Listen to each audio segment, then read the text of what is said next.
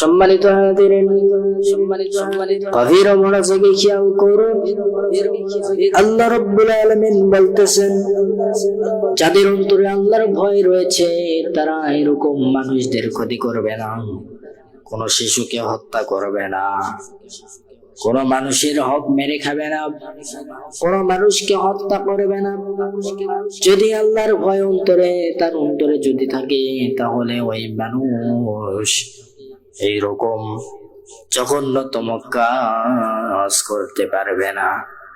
ওই মানুষ এরকম জেনা করতে পারবে না, ওই মানুষ এরকম চুরি করতে পারবে না, ওই মানুষ এরকম ডাকাতি করতে পারবে না, ওই মানুষ এরকম জেনা করতে পারবে না।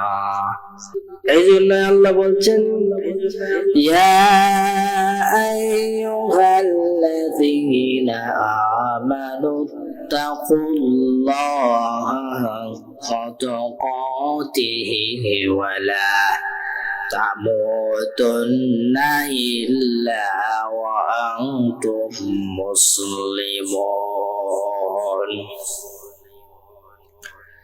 আল্লাহ বলছেন, হে ঈমানদারগণ,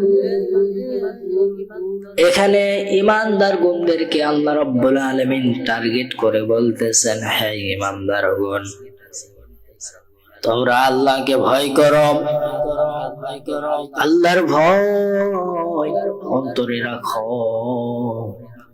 আমি আল্লাহ যেটা তোমাকে ভয় করার জন্য ইন্ডিকেট করে বললাম, হে ঈমানদারগণ, তোমরা আল্লাহকে ভয় করো, ভয় করার মতো ভয় করো। শুধুমাত্র ভয় করলাম, এটা মুখ দিয়ে বললাম, কিন্তু অন্তরে ভয় নাই, ওই ভয়ের কোনো মূল্য নাই। এই জন্য ভয় করা লাগবে। আল্লাহ বলতেছেন, ইয়া আইয়ুহাল্লাযীনা আমানু, হে ঈমানদারগণ, আমানুত্তাকুল্লাহ, ভয় করো, হাক্কা তুকাতিহি, ভয় করার মতো ভয় করো।